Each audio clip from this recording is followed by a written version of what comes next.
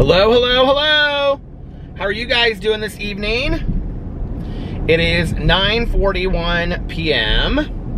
and I was like trying to see if it was like focused or not. It looked like it was out of focus to me, but I think it's focused. Anyway, I was driving around. I just finished book 6 of the Jana DeLeon Misfortune series, which was called Soldiers of Fortune. It's really good. They're all of them really, really good. And I just bought book 7 and started book 7, which is called Hurricane Force. They're all like 7 or 8 hours long, which I finished because I listened to it I'm listening to them at 2.5 speed. So I listened to them like in just a couple hours. But sometimes I have to rewind it because I can't necessarily hear everything that they say. So sometimes they'll say words and I don't understand what they say, so I rewind it. But it's funny because I actually can listen to them and understand most of what they say for 2x5 speed, which other people think is really, really fast. I don't know why. But for me, it's not it's super fast. Do you guys want to hear how fast I play it? Here, I'll play it for you. I swear, whatever it is, we didn't do it. We were just having breakfast and watching the Celia and Max show. Oh, man, Carter said. Celia and Max had a showdown? I can't believe I missed it. What happened? Celia and Max had a showdown? I can't believe I missed it. See? I can hear it. I totally understand everything they say. But anyway, whenever Tanya or Alex get in the car, they laugh. They're like, how do you hear it like that? I'm like, I don't know. I just do. So anyway, had a good day today. We slept in, and then we went to brunch. I'm gonna vlog for a little bit now because I'm on my way home, and then I'll vlog a little bit later. But got up and went to Cafe Patache today and had brunch. I actually had something different today. I had the croissant French toast and potatoes, and I ate all of it. I didn't eat all the potatoes, but I ate all the croissant French toast. It was delicious. And I was like kind of craving something sweet today for brunch. We went at, let's see, about 2:15, I think we went. I closed at 3, so. And I also got an egg salad sandwich with avocado on toasted whole wheat and chips to bring home and watch later when I watch the first episode of the 2nd season of Plathville. I'm gonna watch that and eat that. And then we came home. I was so tired today. I stayed up super, super late last night. I listened to my audiobook, and then I came home and I couldn't sleep. So I started watching Welcome to Plathville, and I ended up staying up and finishing the whole 1st season. So I finished the 1st season, and I have the 1st episode of the 2nd season. I was also like reading what everybody was saying on Twitter about hashtag Welcome to Plathville, because everybody had watched like 3 or 4 days ago is when the 1st episode of the 2nd season came out, and so I was reading everybody's comments, and they're like dragging the show. It's interesting because people are starting to notice discrepancies with like them saying that, like, they apparently say that they don't have TV or any of the kind of modern stuff, but apparently in the 1st episode of the 2nd season, Isaac, who is like probably 14 now, I think, he's like the youngest boy. He apparently has like some gaming system, like a Nintendo 5 or something on the show, and apparently people caught it, which I think is interesting because they reference a lot of things. I was talking about the moonwalking the other day on here. I think I talked about it on here.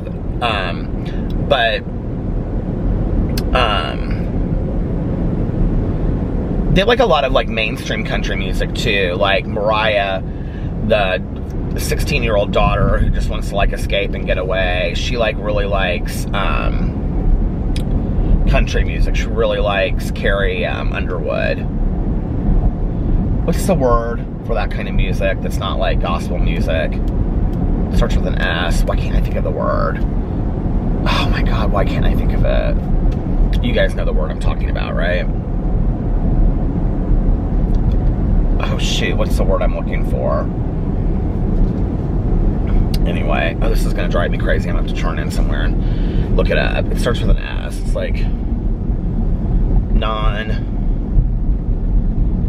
oh, it's like SEC something. What is the word? It's like the tip of my tongue. I'm gonna start looking it up, and I'm gonna like remember it as soon as I start looking it up.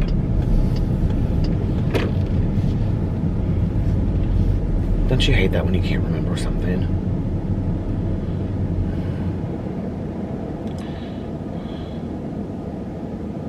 Non-gospel music.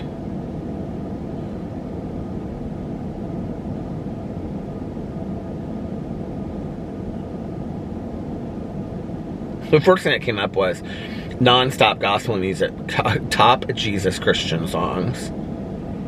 What is the word I'm looking for?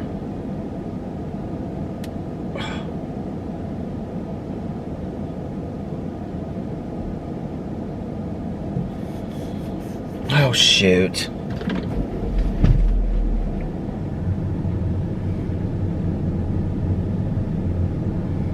It didn't come up, but I just remembered secular.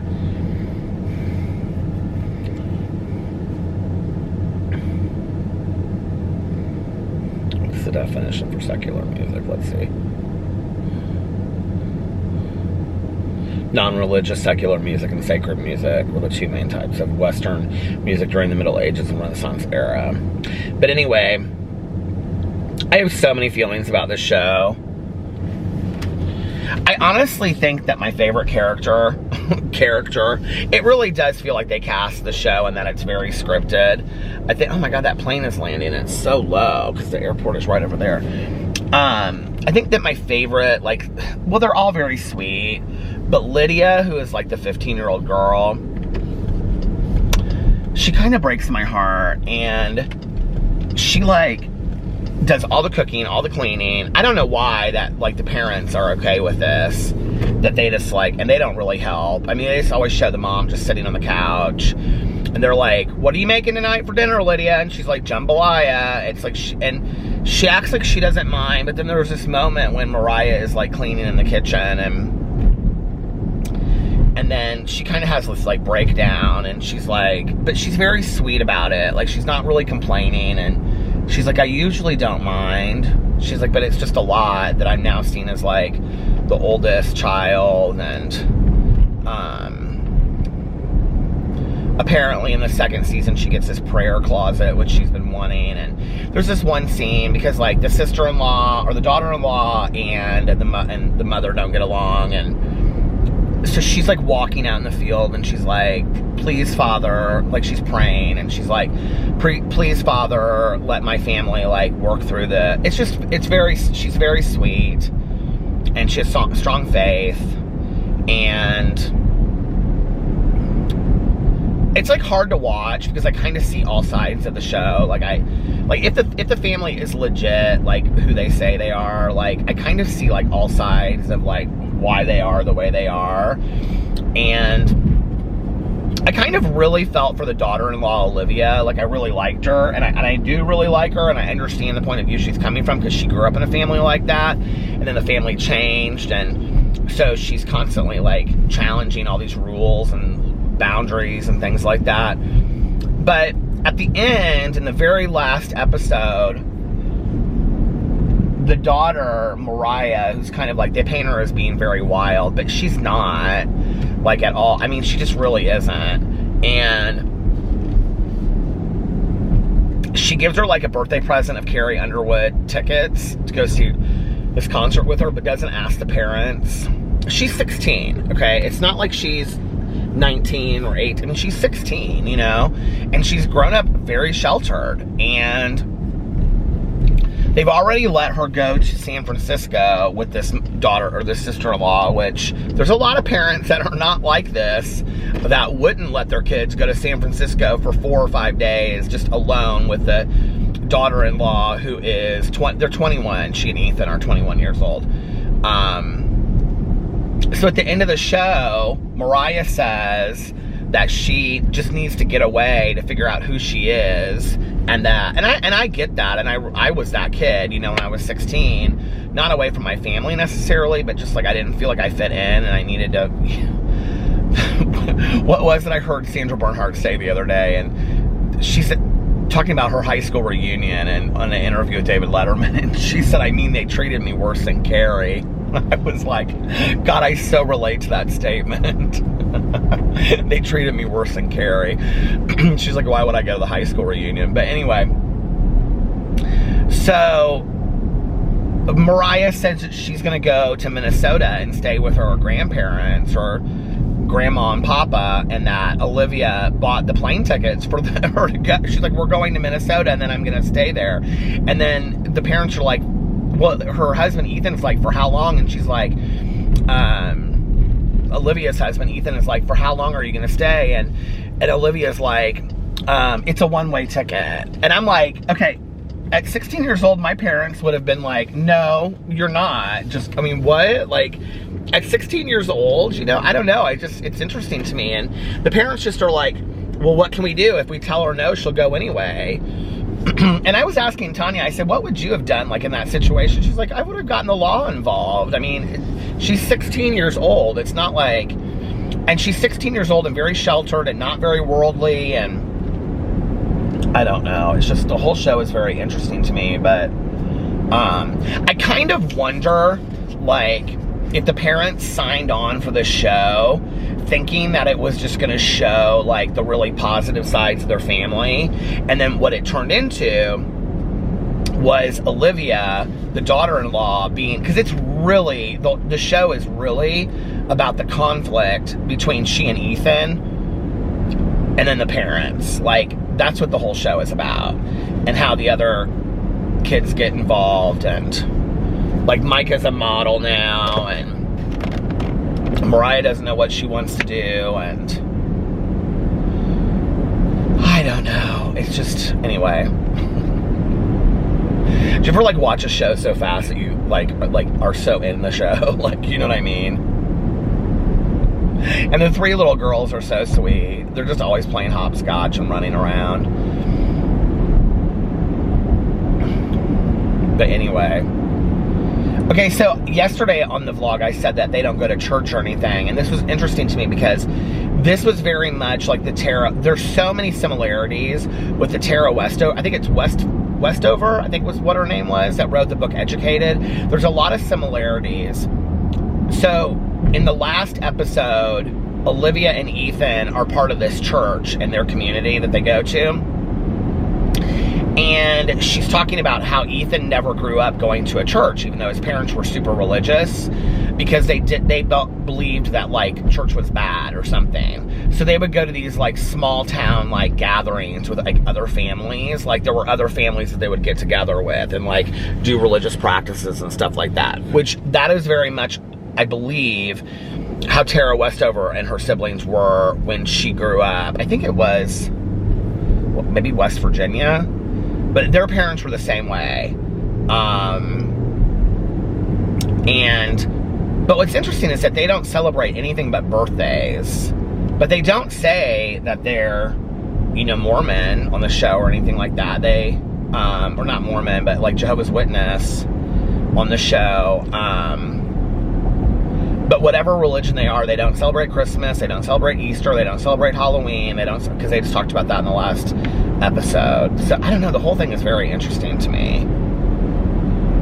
It's interesting to me that they signed on to do this show, and this was like one of the main the main comments on the Twitter thread, mainstream comments, was that they're so anti, like, TV show and stuff, but then they signed up for this TV show. Like, isn't that kind of hypocritical? Which I think it's not. I don't know. The parents kind of, like, change and go back and forth. It's interesting, like, they don't agree with college, and they think it's kind of a waste of money, but then you find out that they had real bad experiences at college, and that's what it was. And even, like, the mom, who, she talks a lot about, like, having an alcoholic as a mom, but then she talks about when she was at college, that she was, like, doing drugs and driving all over the place, doing drugs and drinking and all these, like, things that she did. And then, because like this one woman brings up, like, we have a strong, like, you know, sorority and fraternity, like, basically like talking about their Greek system. And the mom's like, and she goes, they do a lot of service work in the community or something like that. And the mom said, well, when I went to college, I was in a sorority, and they like hid behind the guise that it was like service work, but that was really not what they did. And I thought, okay, well, isn't that kind of what every sorority and fraternity says? Like, unless it's like an academic sorority or fraternity. I don't know. I mean, my dad was president of the Fiji House, and my mom was a Pi Phi. My, you know, aunt was a Pi Phi, and all of my mom's friends her whole life were Pi Phis, and I don't remember them talking a whole lot about the service work. I just don't remember that, you know. I mean, it was a social organization, you know. I don't know. And I understand her concern about that, but I thought that was interesting that. Anyway, it is what it is. So I stayed up way too late watching all that last night, and then my sleep was just screwed up today, and I just couldn't get it back. I just feel like my sleep is all over the place. And then, so I came to bed, and then I like couldn't fall asleep, and up and down, and so finally I was like falling asleep at like 9 o'clock in the morning, and Alex was getting up. And so then he got up and stayed up, and I still went back to bed, and that's when I got up, and then we went to eat brunch. And then we came back, and oh my god, I haven't even put up my vlog yet. I forgot it was uploading when I left. So his mom had made chili tonight, and so she invited us over to have chili, and it was just her and Carlos and Liliana and the kids, and so she was, so we were supposed to go over there, and I was so tired when we came back from brunch, and you know, usually on Sundays, I come home and I have the book club, or I make like 4 videos or something, and today, it wasn't even really like a conscious decision. I just was like, we got back from brunch and I was so tired. I was like, I've got to lay down for a little bit. And look, we didn't even talk about me making videos today. I just was like, Alex was like, well, I'm gonna go over to my mom's house and like hear just a little bit. And I said, okay. And I parked on the street, and I said, I mean, you can go ahead of me. I said, or you can wait. I said, but I've got to lay down and sleep for a little bit. And he was like, how long? And I said, like an hour and a half. So, I mean, I just like was so tired. And so anyway, he went over there probably like 4:30, and then I got up about 5:30. I didn't make any videos today. I had a whole list of all these things, all these videos I wanted to make. I was gonna do a Peter Does Stuff video today, but I just was kind of like, oh, I think I'll just relax and listen to I wanted to finish my audiobook since I've been trying to finish it. So I just looked. I've read 6 books this month already. And I've got to read 12 to 14 more of this month. 12 to 14 more. It told me today on my Goodreads reading challenge that I am 21 books behind on my schedule. And I'm like, I am proud of all the books that I've read this year. I'm at 67 books, but like, to be able, well, probably I need to read about 15 more this month to easily get through December. I'm still like, I'm not convinced I'm not going to read 100 books this year. I'm like, I can do it. I can do it. I can do it. So, we'll see. But now I look at it, and it's so funny because, you know, like I started it in,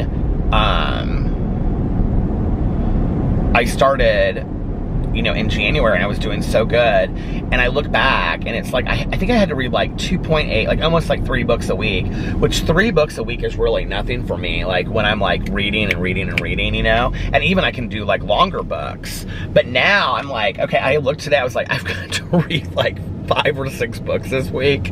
And I actually wanted to read a shorter book. This is what really makes me angry. Okay, I really wanted to read a shorter book today, starting a new one. Well, I mean, the Misfortune Janet DeLeon's books are short. They're all like 7 or 8. This one's 8 hours, and it's a little bit over 8 hours, and it's I think it's, yeah, it's a little bit over 8 hours, and it's like one of the longer ones. They're usually like around 7. Last one was 7 hours and 16 minutes.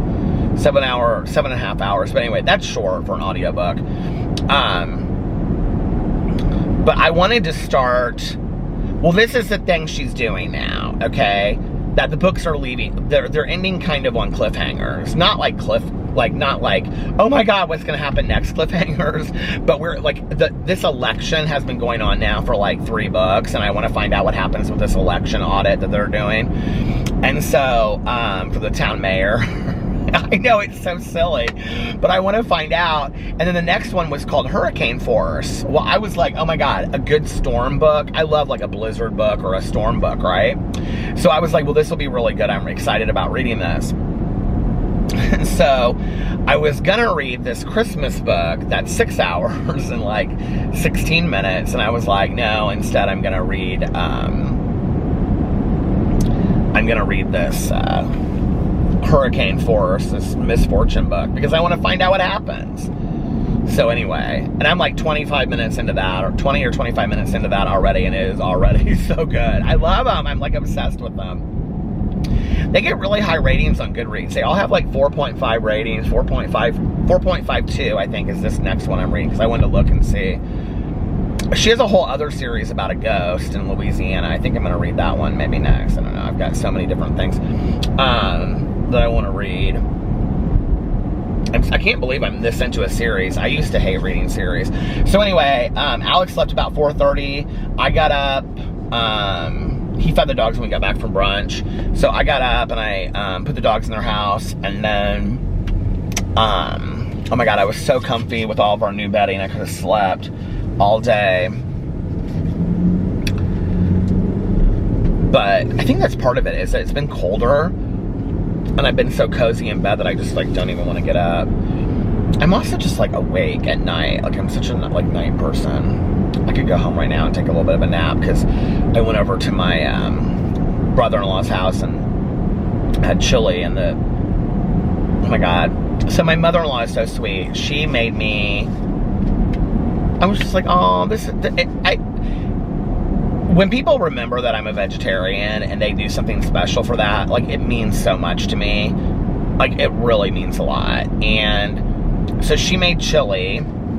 It's so funny because the last time that I talked about her chili on here, so many people were like, oh, I'm gonna try that. I'm gonna try that. So like I grew up with my mom making chili and putting it on spaghetti. And then like when I would go to people's houses, they did macaroni. And like when we go to Melissa's, she does macaroni. Alex's mom makes chili and then she puts it on rice, which I had never heard of before she had made it for the very first time. And you know, like when somebody, like you haven't ever had something before and it's kind of weird to you. I can remember the first time that I ever like had chili on rice, and I was kind of like, at first I was kind of like, I don't know what I think about this. It's kind of like, it's weird to me, right? But it is so good, you guys. Hold on a second, this camera. Chili on rice is so delicious. I love the fishes because they're so delicious.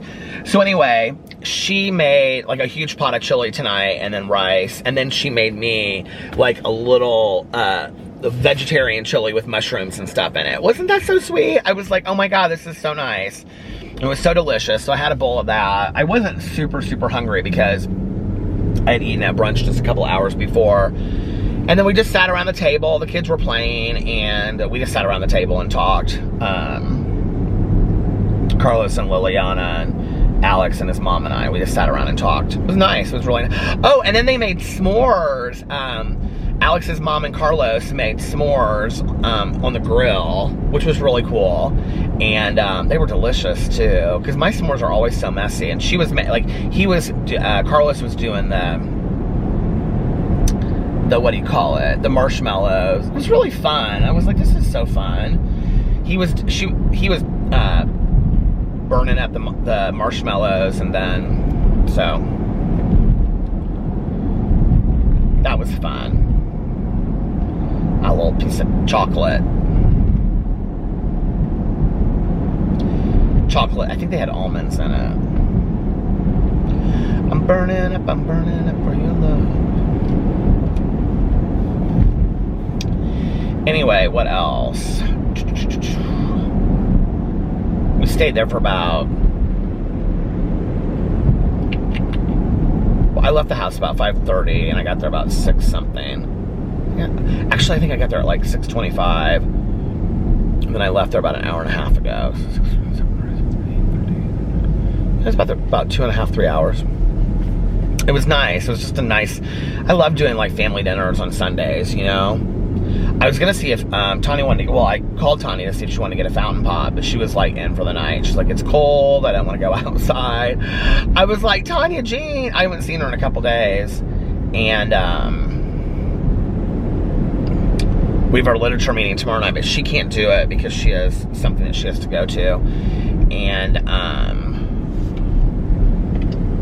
so I don't know if we're gonna have it tomorrow night, because I don't know, it kind of depends on like if a lot of people aren't gonna participate, then we sometimes just move it to the next week, so we'll see. But I'm planning on doing it tomorrow night. And then on Tuesday night we have our home group meeting. It feels like it was just the beginning of the week. It feels like it was just Tuesday night, because I feel like I can remember I remember driving home, and I was like, I always feel like I get like a double dose of recovery on like Monday, Tuesday, like boom, boom, you know? And it's so nice because like our home group meeting is like meeting, but there are still a lot of meetings in Indianapolis, and I'm sure it's this way all over the world right now, that are not meeting still, like in person. But ours, you have to sit like 10 feet away from everybody and wear a mask. But ours is in a church, whereas a lot of people's meetings are in,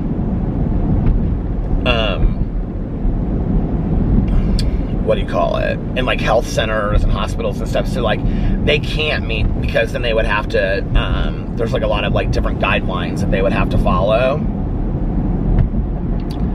So, now I will say we don't have as many people as we usually do, but we still have quite a few people. How many people did we have last week? Okay, so we had because I counted, and I was like, because we usually split up into like 4 groups, and then a beginner's group, and I was like, do we have that many people? So I counted, and it was like, it would have been 7 people a group if we did 3, so we had about 20, 21, 22 people last week.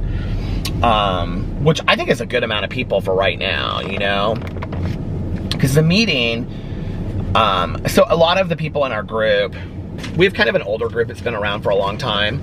So I would say like the majority of the people that, I would say like 40% of the group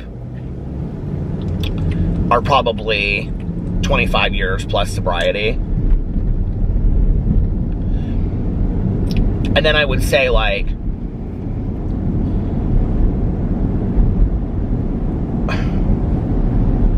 probably 30% are like 10 and under. We have a really like, there was like 5 or 6, maybe more than that, 5 or 6 guys that all came in together around the same time. And they're close to like, I would probably say 7 or 8 years. And then there's a group of us that are kind of all, I would say, between like 15 and 25 years. That we kind of like all kind of came in together. So a lot of the people that are older, you know, that are retired and stuff, that's not just this year, it's any year. Like, you know, they have houses in Florida or Arizona, I'm assuming. I think most of them like in Florida or Tennessee. And so like in the winter, they go there. Like they winter, you know, in like Florida or whatever, and they have meetings that they go to down there. So like our group is always smaller in the wintertime. Usually not till after Christmas, though. And then in the summer, it picks up, and it's busy in the summer. Like, we have 45, 50 people sometimes. More than that sometimes.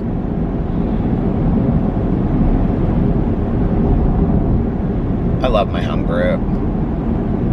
You know, just to, like, have this place where you go, where you just, like, feel you're at home. I was talking to my sponsor the other night because... So this is a really weird story. When I came back into the rooms of recovery, where am I at on time? Oh my God, I'm almost at 30 minutes already. I can't believe, I thought it was lower than that. maybe I'll just vlog a little bit more than I thought I would. When I came into the rooms of recovery, or came back into the rooms after like not going to meetings. Thank you. It stopped right after the sneeze. But when I came back into the rooms of recovery, I've talked about this a lot on here, but I kind of came in with like, back with like, I'm here, you know? Thank you. I didn't take my allergy medicine today. I don't know if that's it, but it could be that I don't have a coat on and it's 43 degrees outside, and I don't have I don't have shoes on either. Well, I have Birkenstock sandals. But what's new? What was I gonna say? Oh, when I came back in, you know, there were 4 years, if you don't know the story, I'll just make it quick. There were 4 years that I didn't go to meetings. I didn't drink, I didn't use, but I didn't go to meetings, and I wasn't active in a 12-step program. I still talk to Tanya all the time. She was like my best friend still. I talked to my then sponsor probably once every couple weeks, once a month, something like that. But I wasn't working steps. I had no spiritual foundation, and I had no emotional sobriety, and I was absolutely like inside just dying. And that's because, and I talked about this a lot the other day, but about a week ago, like, you know, just removing the drug or the alcohol doesn't fix inside. Like, you know, we have a lot of resentment, we have a lot of anger, many of us, tragedy and things that we have to work on. And a lot of those issues are called outside issues. Those are issues that you work on like in counseling or therapy or with a life coach or whatever in workshops, you know, that they're not things that you can necessarily fix through recovery. But a lot of things can be fixed through recovery, you know? And so anyway, which I think is why it was so beneficial when Alex and I started going to counseling, and then I was seeing my counselor alone. I mean, I think at that time, I don't think that's something I would have sought out myself if Alex hadn't pushed it so hard for us to go. And I don't think I really realized how badly I needed it, you know? Like, I didn't get it until I got into it, and then I was like, oh, I'm loving this. Which, right now, with all of this, like,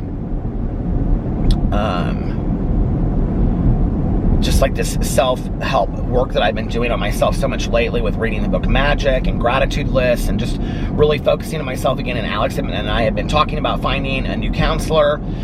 We actually narrowed it down to 2 people. So we just need to call and set something up. But we just like, we loved being in marriage counseling, you know, and just, but not going as much as we did before, but just, you know, doing that. And then I would like to get back into like work on some things on myself. I love it. I love working on the whole, you know, idea of self-growth on all levels, you know, physical, emotional, spiritually, everything. But anyway, when I came back in with like this fire, you know, that I was so like excited about recovery. And I was listening to a lot of leads. So speaker leads are when somebody gets up and they tell their story and they talk about what it was like for them, how they got sober, and what it's like for them now. And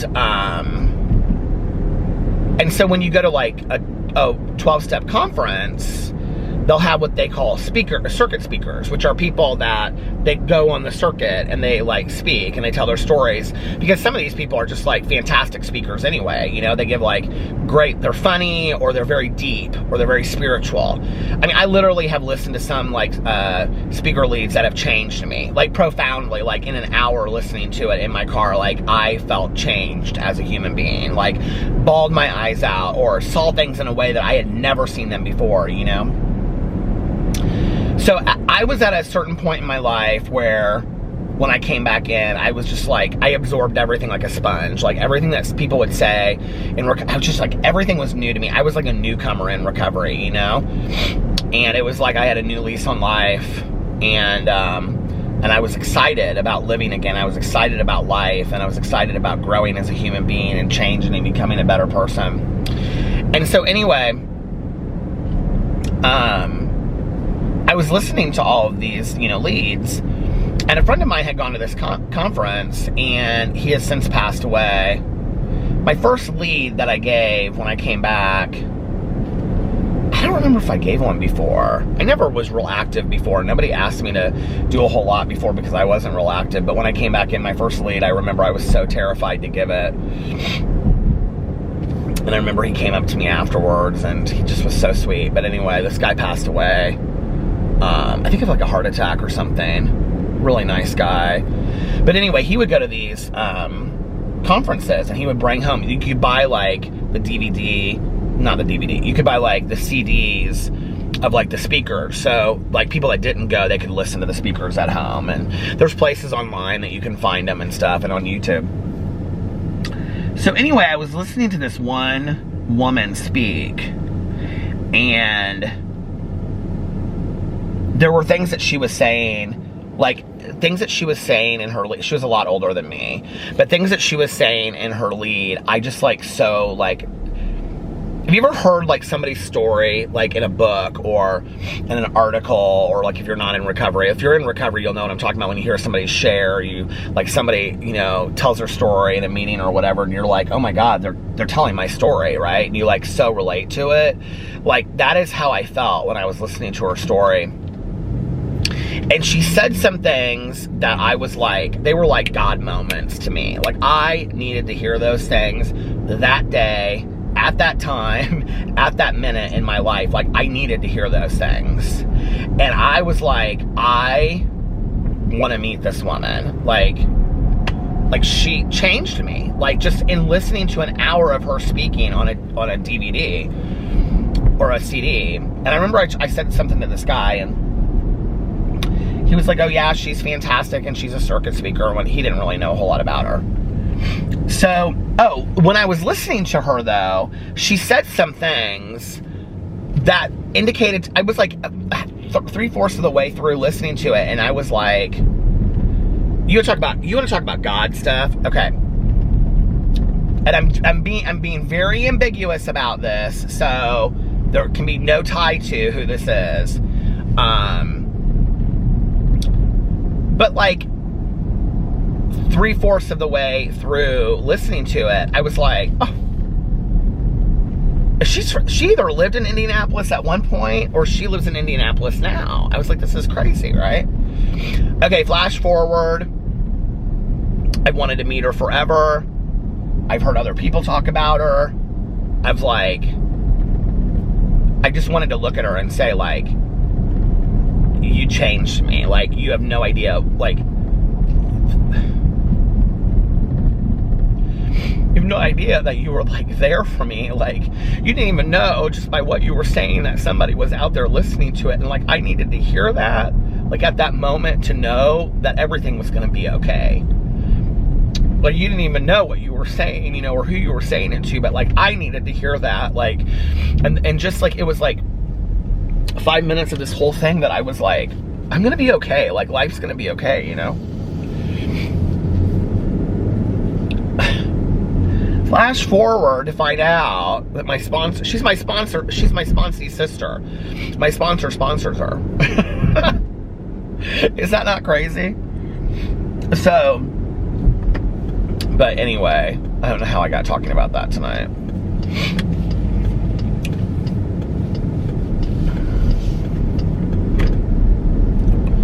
What was I talking about? I was talking about something to do with, like, sharing your story. What was I talking about? I was talking about my home group.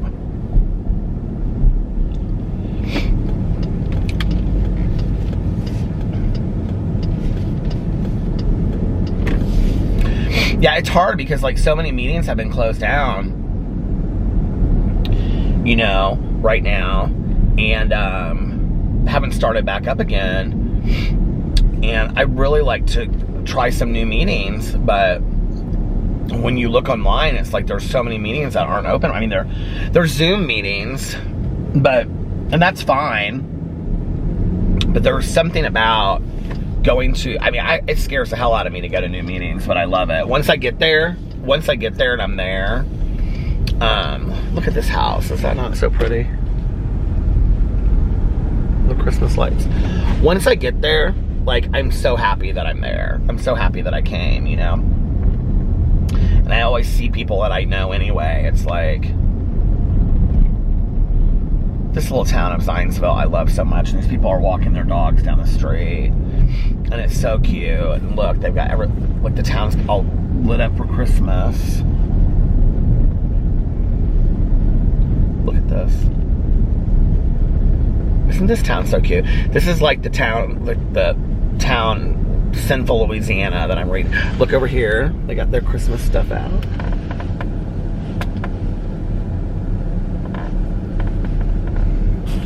And then over here, the Brick Street Inn Hotel. Isn't this so cute?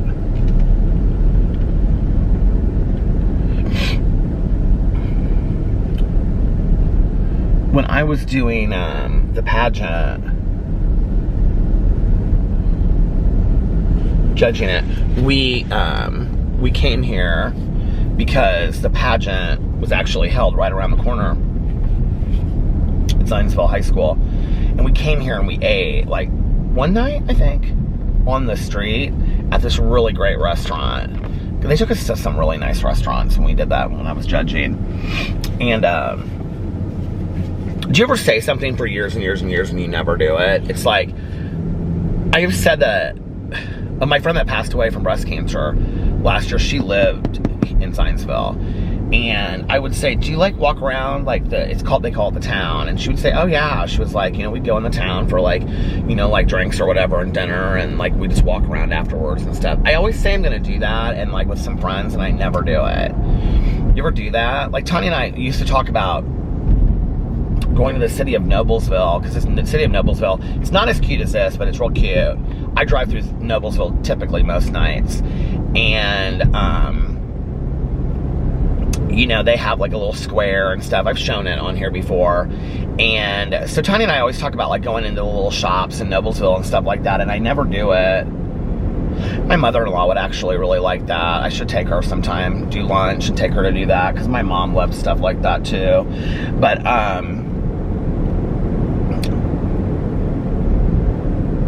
Tanya and I went one time, and we went and ate. It was so good at this little like diner that they had like on Noblesville in the square. Not a diner really, but like a little restaurant, little mom and pop shop. And they had ice cream in there that you could, like a little ice cream area. It was really cute. And I remember I had a grilled cheese and fries and like crinkle fries, you know, the crinkle fries. And it came out in like one of those red baskets with the paper in it. And I think Tanya had like a tenderloin or something. It was so good.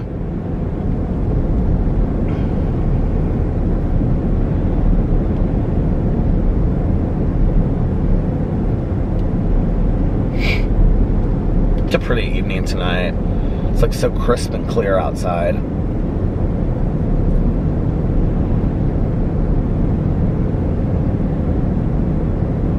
I think I was going to talk about my sponsors, what I was going to say, because I was telling her that I'm coming up on my birthday. My birthday's a month from Tuesday.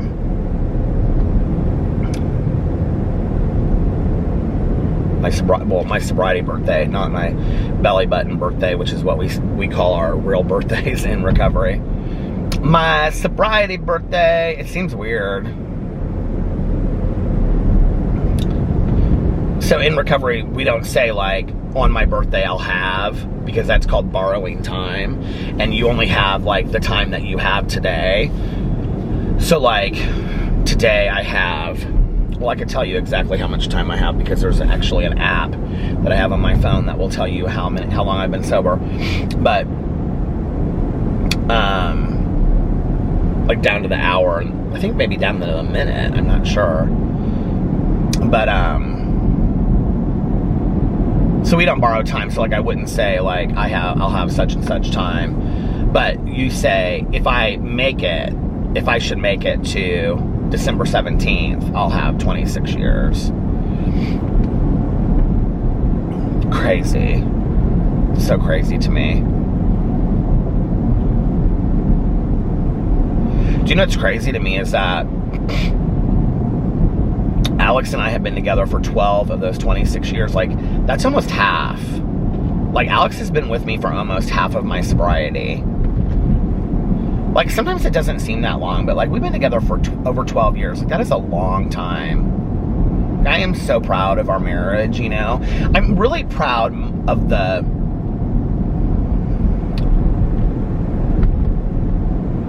sustainability of it. You know, like, I have friends of mine that have been married together for 12, 15, 20 years. They really haven't had any problems. And there are people out there. Like, I always say marriage is tough and marriage is hard and all that kind of stuff. But I do have friends of mine that marriage is not hard for them. Like, you know, their marriage has been rather easy. Like, you know, and they get along and they still are very much in love with each other. I mean, those marriages are out there, you know, like, not every marriage, you know, has difficulties in it. But a lot of marriages, I think, do have difficulties in it. I'm proud of the sustainability and the fact that we never gave up. You know, like, I think the willingness on both of our parts to, not that I think that there's anything wrong. Like, one of the things that makes me really sad is when I talk to, I'm going to take my hat off, is when I talk to, like, friends of mine, and they'll say, like, well, when my marriage failed, or the failure of my marriage. Like, my mom even said stuff like that. I don't like that. I don't like that terminology. The marriage didn't fail. You were not a failure.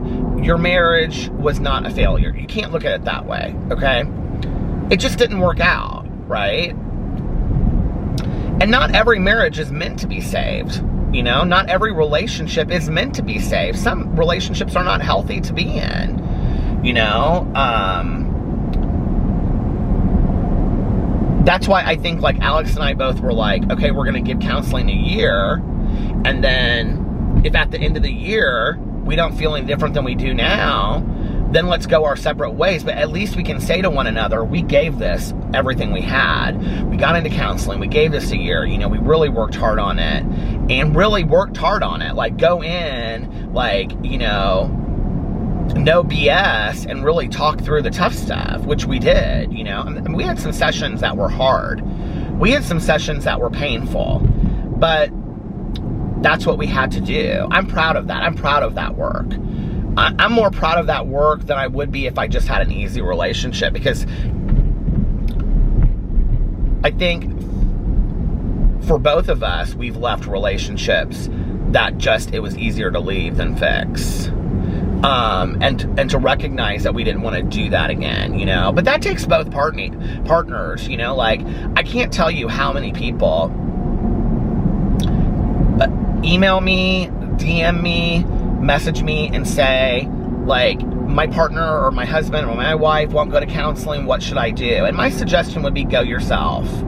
You know, go and do it yourself. I know that's hard. You know, people are always like, well, I don't know what to do. They won't go with me. And I want to go and fix our marriage or fix our relationship, but they won't go. We can't force somebody. I will tell you that Alex looked at me and said, if you're not going to go, then I'm done. He said, because, I mean, there's nothing else we can do, and things are not going to just magically get better. And the thing that's crazy about that is he's not the one in the relationship at the beginning. Like, if you had asked, that I thought would have said that. Like, I thought it would have been me that would have pushed that, and it wasn't. It was him. And I just kind of was, like, under this belief that I thought things were just going to magically get better. I don't know. I just thought if we ride this out long enough, maybe things will get better, you know? And, but that's never proven to be the case in my life. I've had to work through things, and so. But I don't think that any marriage is a failure. It makes me sad when friends of mine say that to me. I'm like, your marriage wasn't a failure. Oh, yes, it was. Look, it didn't last. And I'm like, well, your whole relationship wasn't a failure. Not every moment. You had some great moments, didn't you? Like, are you just going to ignore those moments for the rest of your life? Yeah, I want nothing to do with them. I got rid of every picture. I hate that person. Blah, blah. I mean, like, that's sad to me that, and I understand that there are some situations that are very, very serious. And like I always say, I'm not talking about those. I'm not talking about abusive situations and things like that. I'm talking about run-of-the-mill, we fell out of love, it didn't work, or one person wanted something that the other person didn't, kind of deal, right? Like, that's not a failure of a marriage, just because you didn't work. Sometimes, I think, the failure is in if there is any, and forcing it to work when it's done. Like, I think at some point you have to kind of also realize that, like if Alex and I were truly, truly unhappy, both of us in a relationship, and we were having an honest conversation, and the conversation had come up on several different occasions, and I mean, it would had at that point, but let's say today, and we had been in counseling and it wasn't working and whatever, I hope that at some point we wouldn't just force the other. I mean, I remember when I asked my dad, like, what happened with he and my mom, and he didn't, I mean, this was when I was much older that he told me this. He didn't, I mean, not when I was like 8, he didn't tell me. But I asked him, I said, you know, like, what happened with you and mom that you guys got divorced? And he was like, your mom and I were very, very much in love. We loved each other, you know, passionately. He said, but we fell out of love. And he said, and I always thought this was interesting what he said, neither one of us was happy anymore. But I knew that your mother wasn't going to leave. And he said, and I believed that at least one of us deserved to be happy. If she wasn't going to leave, then one of us should leave, because one of us deserved to be happy, you know? And I know, like, my mom, because she so believed religiously in the bond of marriage and the staying together. I mean, if she was sitting here right now, what she would say is, I would have stayed married to your dad for the rest of my life, no matter how unhappy I was. She would have. She believed in that religiously. She didn't believe in divorce. And so, I think that's kind of sad, you know, like, she wasn't happy with my dad. I mean, she would tell me that later. She would say, I wasn't happy with your dad. Neither one of us was happy. Well, if you're not going to fix a situation, and I don't know, like, I can't remember, I know they didn't go to marriage counseling, but I don't know if that was discussed, you know, I don't remember. My mom was such a counseling therapy person, I can't believe that they didn't, or she didn't bring it up. My dad may have said no. I think she said, actually, when I asked just like once, and I think she said there was no point because your dad was already done. I think he was ready to be out of the, you know. He wasn't happy. My mom wasn't happy. I think that was the thing. Like, you know, that, like, my dad has always been... My dad is very aware. And I think he knew, like, neither one of us is happy, so what are we doing? Like, and it's not, like, we're not happy because we can fix something. It's like, we're just not happy with each other or where we're at in life, you know?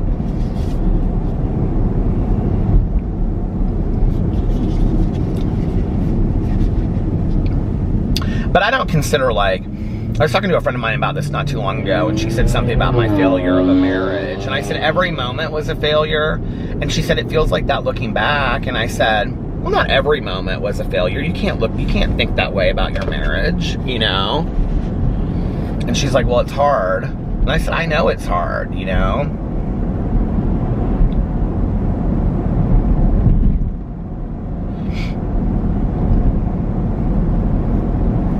But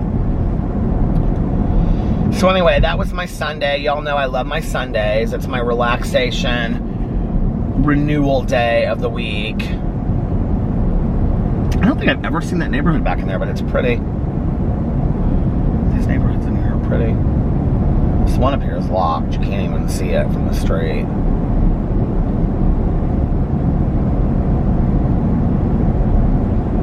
When I was a little kid and I would grow up on Sundays, it was always like, get all of your homework done, which I never had homework. I never said I did. We would watch, you know, TV and read, and it was real. Sunday nights were always real homey.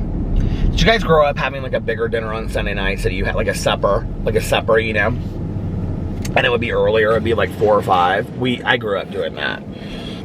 We would have after church. We would have like chicken noodle soup and tuna fish salad sandwiches and donuts from Roslyn Bakeries. I've told that on here a million times. There's my darling Jolene Joe. She's liking to kick. But then we would have like a major supper for like, maybe we didn't do ours real early. I feel like maybe we did ours like 6 or something, but 5 or 6. I guess 5 was kind of early. But that's when my mom would do like a big meatloaf with all kinds of vegetables and bread and like Italian, you know, like garlic bread, Italian bread or whatever, and like a salad. I mean, she did that like every night. But, or a pot roast, you know, or something in the crock pot. My God, my mom loved her crock pot. Crock pots are kind of coming back, aren't they? Like, all of my friends love their crock pots. My mom used her crock pot so much when I was growing up. She loved it. I can still see it. It's like this orange, hell, see it, I probably still have it. When Caroline was going through all of my aunt's stuff, she asked me if there was anything I wanted, and there was like some stuff left, and I took my aunt's crock pot.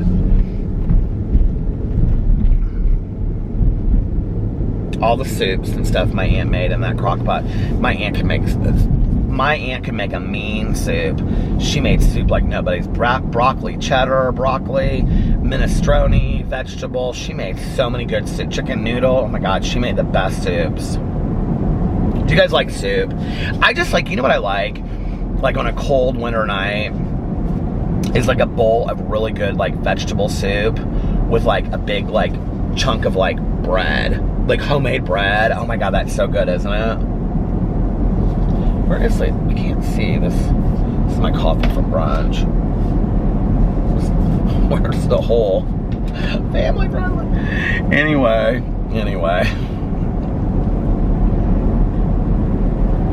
I was just gonna vlog a little bit, but I ended up vlogging a lot. I don't know much, but I know I love you. Are you guys doing the magic book and the gratitude? Pretty powerful stuff. I'll be back tomorrow talking about that on my Peterisms channel. Well, listen, you guys, I think I'm gonna get off here and go home and check in with Alex. He's probably getting ready for bed. He's gotta be up early tomorrow for work. And then I'm gonna listen to my audiobook, and then later I'm gonna watch a little bit of Welcome to Plathville and eat my egg salad sandwich. I'm totally full right now, so it's not gonna happen anytime soon. But anyway, yeah, that's it. So, all right. Oh, by the way, that's the Starbucks that I go to over here, that by North End Barbecue and Moonshine.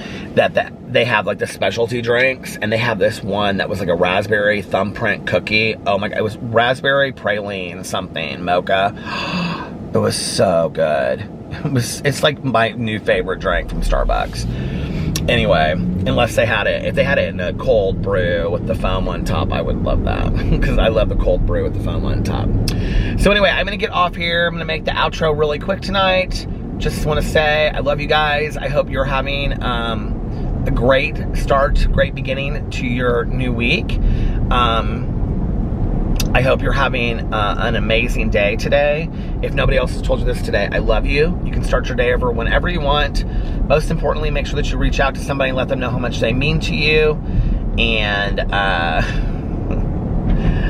what else? Let's see. Like I also always say, practice random acts of kindness. But like I also always say, don't tell anyone. Just do it because it's the right thing to do. Just do it because it's a nice thing to do. Put love, kindness, compassion, understanding, and forgiveness and goodness out there in the world. And like it says in the 4 agreements, always lead with love. I'll tweet out a picture of the cash cat, and then you guys can all retweet the cash cat for good luck too. Anyway, I think that's it. Are you getting hunkered down because it's getting cold? Anyway, like I said already, oh, if nobody else has told you this today, I love you. And like it says in the 4 agreements, always lead with love. Start everything you do with a point of love. And I love you guys so much, and I'll see you tomorrow. Bye. Thank you for watching. I love you. Bye. Bye. Love you. Bye. Love you.